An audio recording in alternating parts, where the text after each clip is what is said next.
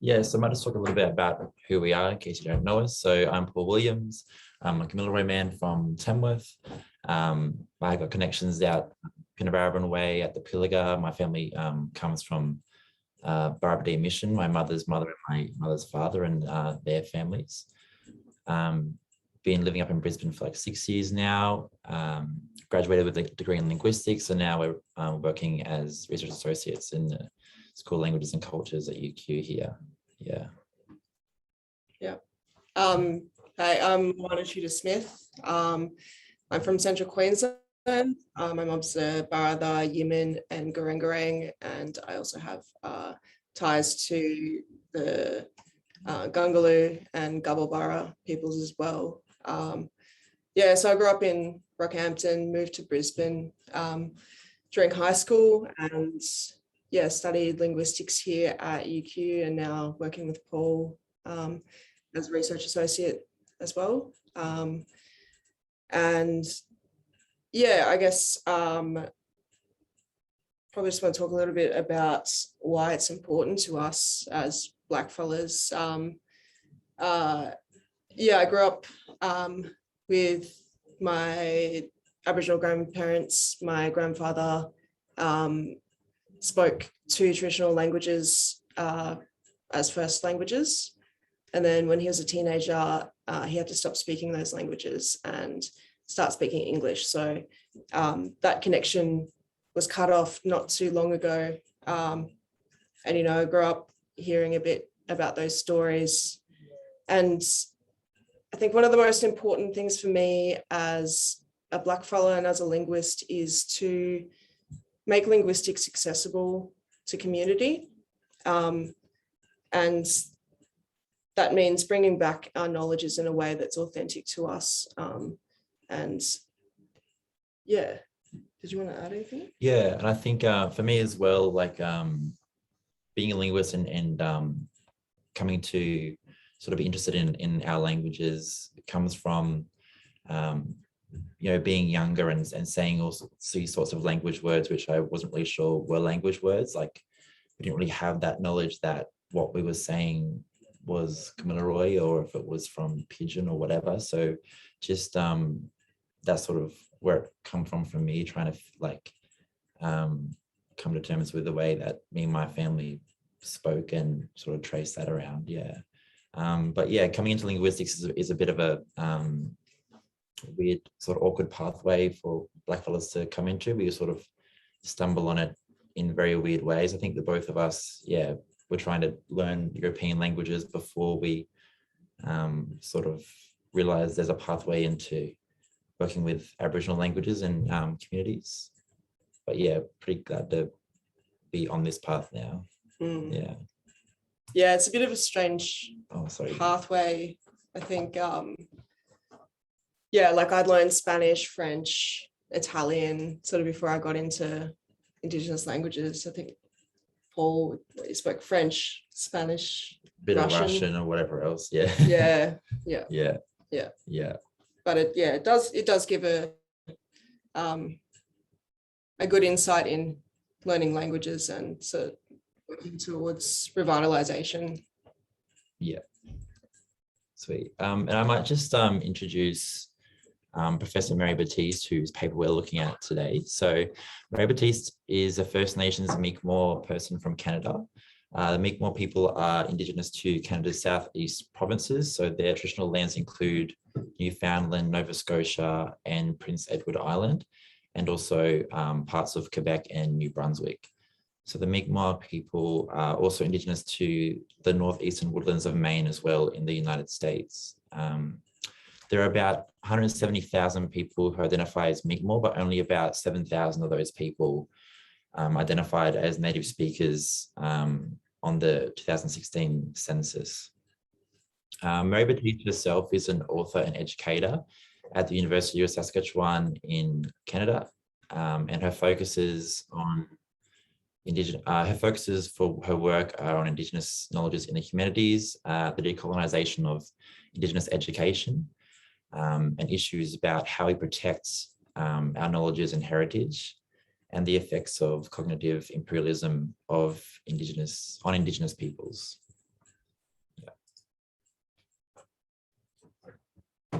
Yeah, so the paper is Marie Battiste's 2008 paper, Research Ethics for Protecting Indigenous Knowledge and Heritage, Institutional and Researcher Responsibilities. So I guess she's in a pretty unique position as a First Nations Mi'kmaq person, as well as someone who's a researcher, to sort of be able to approach the interface between First Nations knowledge and Western knowledge in quite a unique way. The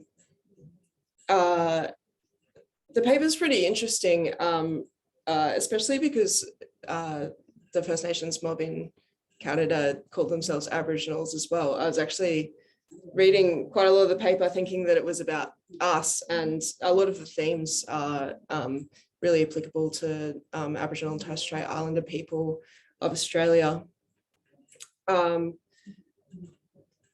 Yeah, so I guess when I was reading the paper, what I got out of it was sort of 6 themes, although these are interconnected as well. So Battiste is talking about whose knowledge is offered, who decides what knowledge is offered, what outcomes are awarded for having that knowledge, who benefits from the knowledge, and how these processes are achieved in an ethically appropriate manner, both ethics in terms of First Nations people and the non-Indigenous institutions. So in terms of ethics of the First Nations people, she talks about a case study of the Mi'kmaq Ethics Watch, which is signed by the Mi'kmaq Grand Council of Mi'kma'ki. Next one. So when I was reading this paper, I really resonated with a lot of the ideas that that she was talking about. Oh no. Sorry guys, just lost the notes.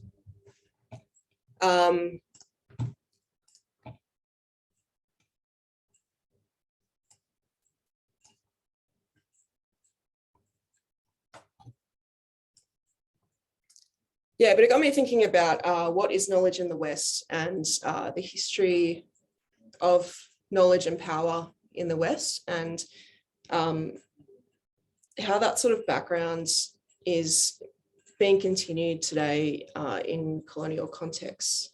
So she really talks about the availability of knowledge and the imbalance of power that comes to that. And it made me think back to a few centuries ago in Europe, particularly during the times of the imperialist era of the church. So that imperialism of the church really came with a lot of power, and this was before the time of the printing press. So you can see this quote here from another paper that I sort of cross-referenced. So this shift in power from the religious authority to the people was a common effect of more accessible and inexpensive prints, particularly in the religious sector of European culture during the 15th and 16th century.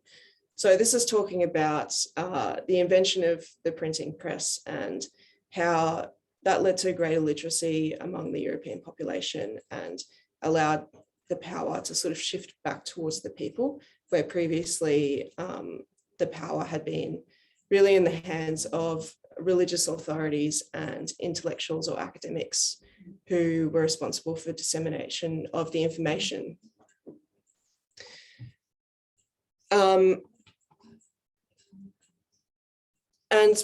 probably more recently, as we've moved, certainly in the Western populations, moved towards secularization, there's become this opposition between the church and science. And this is sort of, I guess, like,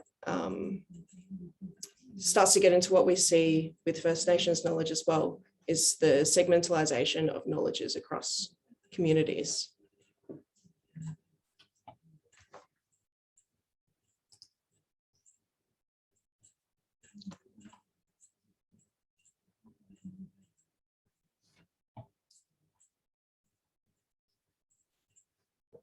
So as a lot of us know, knowledge to the First Nations, Indigenous knowledges are interconnected and should not be siloed. And we can really see this throughout Indigenous practices all across the continent. So we'll sort of move now towards back to so-called Australia. But some examples I was thinking of were land-based artistic practices, for example, on Minjerribah. We spoke earlier this year to Sonia and Lacey Carmichael, who were Quandamooka people from Minjerribah, and they've reclaimed their artistic practices of weaving and simultaneously learned some of these language words that go with that. But when we were talking to them, they were talking about the practice of going out on the country and going to the wetlands and harvesting the unge from the wetlands for their weaving. So this revitalization of their artistic practice was also a revitalization of their language. And it was also reconnecting with their country and walking in the steps of their ancestors. Because you need that particular knowledge to know where to go to harvest the unge. Another example I was thinking of is more recently we were up in Southeast Arnhem Land, went to Nooka and went out on country with a bunch of Ngundi mob, camping out there for a few days. And one morning this old man comes back with a bunch of crocodile eggs. He had I think he got about 10 crocodile eggs, and then he got some more the next day. But then those old fellows were telling us about when they see a particular flower in bloom, then they know that that's the time to go down to the billabong to look for the crocodile eggs. And so it sort of made me see how one part of nature can give a clue to something else that's a food source. And this is the sort of thing we see all across the continent. Another interesting thing that came up when we were in Arnhem Lands is the way that language is encoding these kinship ties and the inheritance of a land. So we're out on Ngundi country with the Indigenous rangers there, and they were telling us a bit about the language words for particular kinship connections and how those connections entail a certain responsibility to how they care for the land and who is responsible for making decisions, and also how that land is inherited.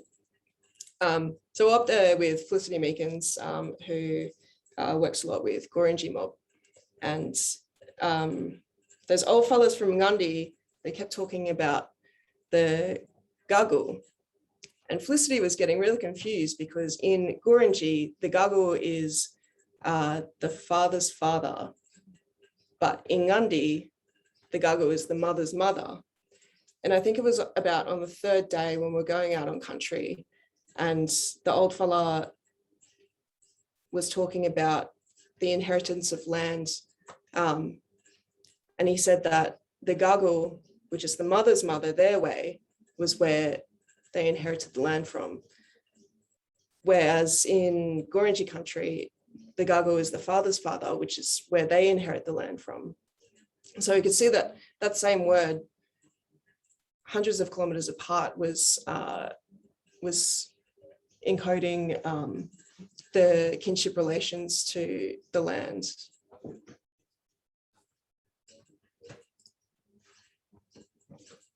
Yeah, and so this paper also explores like what type of knowledge is important was considered important or useful in a colonial setting. And obviously Eurocentric sort of ideals of knowledge don't really consider these sorts of things, like this sort of holistic knowledges that Indigenous people have and make use of. And that ultimately sort of affects what kinds of knowledge is embedded in our school curriculums and what courses are available in our universities. And Mary sort of put a bit of focus on the economic factor, and money is often the driving factor in what is considered important and useful in colonial society. So in capitalist society, the importance of knowledge is tied to its perceived benefits. And is often considered useful. It's not considered useful unless it is accompanied by rewards. So previously, Indigenous knowledges have been seen as primitive and redundant. But in recent decades, we've seen a bit of a rise in production of Indigenous foods, medicines, arts, and cultural artifacts. And a lot of the time, this sort of changing attitude comes as a result of exoticization of our knowledges and our cultures, and then the subsequent commodification of them. And we've already seen this a lot, particularly with like South Asian, East Asian, Southeast Asian cultures, and but all around the world, honestly, just appropriation of any sort of culture you can get, and then how you can make money from that. But I'm thinking in like Southeast Asian cultures with the that commodification of traditional medicines and spiritual and cultural practices. That's sort of one of the ones that's been at the forefront for decades. You know, everyone wants to get acupuncture or whatever else. And then following on from this pattern of valuing or devaluing Indigenous languages based on these perspectives of knowledge and their ties to money, the paper also sort of touches on how knowledge has been used as a political tool to exercise power over our peoples. So under a Eurocentric system, people in positions of power are able to control the meanings of knowledge and also the diffusion of it. So through this, individuals and organizations in power can exploit, manipulate, and marginalize Indigenous people. Mandatory schooling in Western education then creates an extra step of unlearning for First Nations people. The heightened importance and prestige associated with Western knowledge systems often displaces us and stifles us from engaging with First Nations knowledge systems. So learning Western knowledge and placing it above Indigenous knowledges is actually a form of cognitive imperialism, which is a lot of Mary's sort of focus in this paper and in her previous works. Indigenous knowledge is often perceived as being detached from reality in a colonial setting. And through education, we're often made to distrust traditional knowledge and the wisdom of our elders, and to dismiss what was passed down as mere myth or folklore. And that's not our fault. It's something that's been put upon us by the system, which we are forced to like take part of.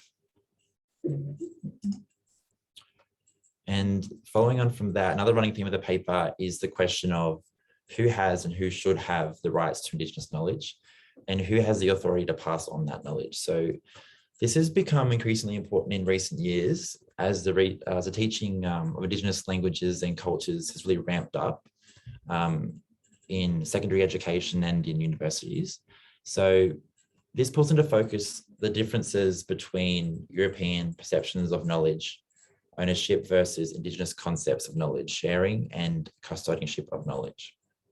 So Indigenous communities, we've got protocols surrounding passing on of knowledge. So certain knowledge is prohibited from specific subsections of a cultural group. And even if someone is knowledgeable on a certain cultural matter, it doesn't always mean that they have the authority to share it. And this is at odds with Western educators and institutions who often want to grant open access to Indigenous knowledge within the institutions themselves. And this includes knowledge which is considered sensitive or sacred to Indigenous peoples. This is particularly damaging, considering that much of this knowledge is not available to Indigenous people who are not enrolled in these institutions. And additionally, much of this knowledge actually exists behind paywalls, so that further renders our knowledge inaccessible to us if we're not taking part of Western institutions. And then relating to the differences in the rights to and the ownership of knowledge between European and Indigenous peoples, the final sort of question of the paper is, what are the ethical problems that educators and institutions should consider when they interact with Indigenous peoples and our knowledge systems? And what sort of protections can we put in place to ensure that Indigenous people and our knowledges are handled ethically and treated with respect? And it's pretty important to consider that sort of power imbalance there between Indigenous and non-Indigenous parties, especially when institutions are interacting with Indigenous individuals. So this has there's a long history of disenfranchisement, which has to be considered when dealing with these culturally appropriate ethics when institutions want to work with us. And Battiste is sort of highlighted her own, like the Mi'kmaq Council's approach to it, putting a committee together to sort of regulate and organize how organize how people can interact with Mi'kmaq knowledges, what sort of protocols they should go through, who they need to consult, and how they go about it. Yeah, and then off to you.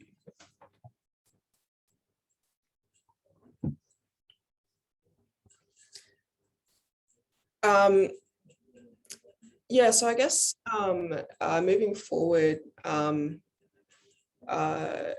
one of the things I'm thinking of, and I think is important for both mob and white fellas and universities, institutions, etc., to think about is what does decolonization look like, and how do we move forward towards culturally appropriate knowledge systems?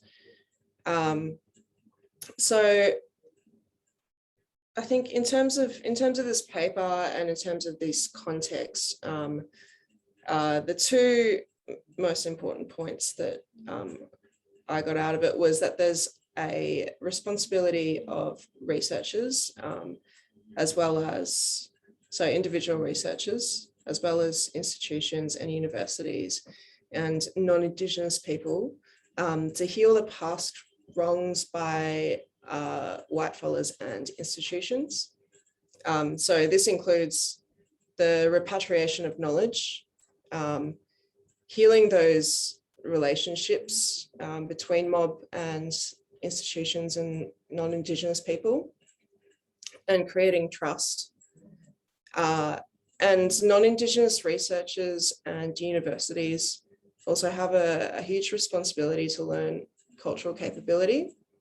And a big part of this, I think, is just to understand that this sort of stuff takes time. The trust and healing of relationships and understanding cultural capabilities is a slow and it's quite an iterative process. It's not something that you can just do a course over the space of a couple of days and understand the ways that the different communities work compared to Western knowledge systems and Western hierarchies of power. And the second, so that's about healing the past. And then going into the future, the second part is developing culturally responsible ways of respecting and protecting Indigenous knowledges. So I think there's a few different aspects to this, but obviously a big one with the universities and institutions is the ethics process. So getting ethics approval from the universities, from within the university, and the university has a responsibility to make sure that they're doing that in the right way and that they're sending researchers out into the field who are culturally capable, and that data and research that's going to come out of there is handled in a culturally sensitive manner. And for the communities as well, I think going back to Battiste paper, where they've got the tribal ethics committee, I think that sort of structure is potentially something that can work pretty well for communities. They do have, in the Northern Territory, as a lot of you would know, the Northern Land Council requires researchers to get permits, for example, to go out into the community. So I think just having that accountability at the community level to make sure that the researchers who are coming in are doing the right thing and have the correct approvals from the institution.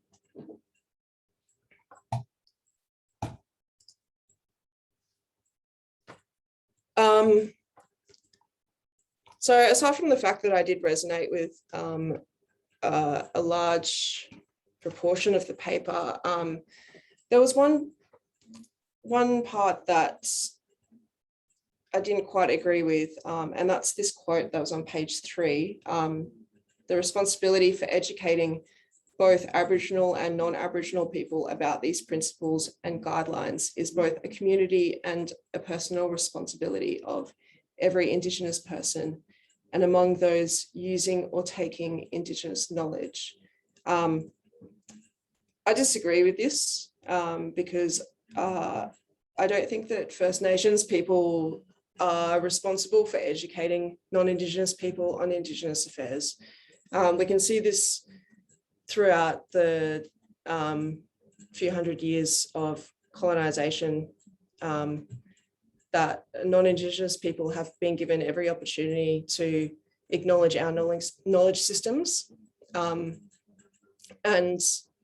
you know, it's just sort of coming to that point today in 2021 where non-Indigenous people are seeking Indigenous knowledges in the way that they were always intended to be, rather than siloing that information and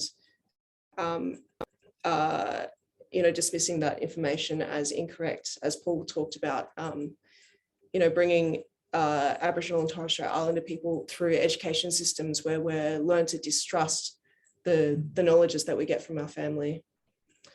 And another really important point with this is also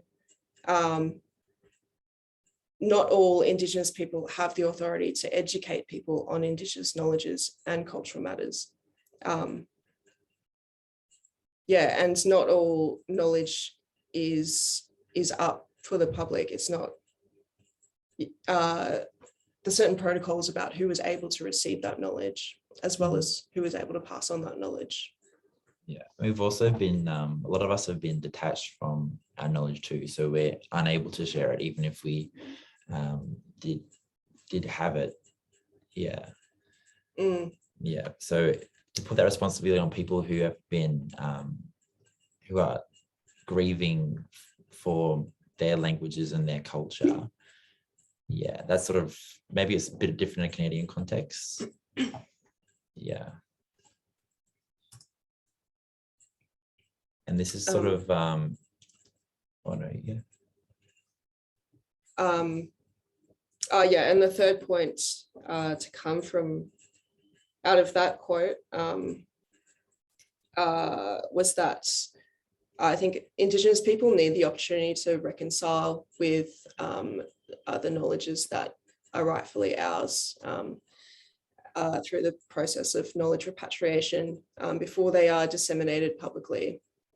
I have heard opinions from some blackfellas who want the knowledges to be more out in the public because they're the knowledges of these lands. But for many blackfellas, and that's certainly my opinion, is that I want access to my language before whitefellas get access to that language, because that's something that was not afforded to me. And I think that's something that's particularly difficult on the East Coast, where we have a lot of Aboriginal and Torres Strait Islander diaspora who are not necessarily living on their own countries because of removals and dispossession of land, as well as those assimilation practices that have now forced us to going into the cities and living in urban environments. Is there anything you want to? No.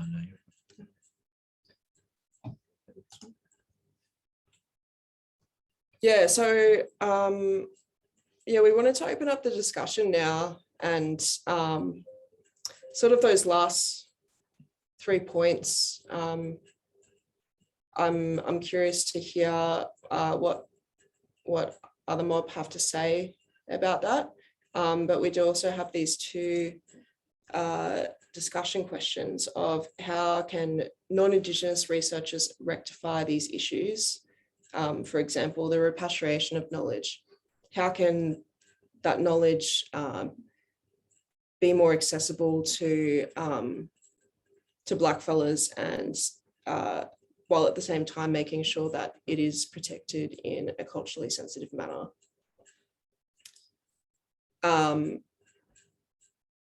And in regards to the example in the paper of the Tribal Ethics Watch, we do have some organisations like this in Australia, but how can these processes of ethics and approvals and following protocols be managed in areas like the East Coast, where mob is spread out and often geographically removed from country? So yeah, I might pop those in the chat, but any Indigenous people in the Zoom,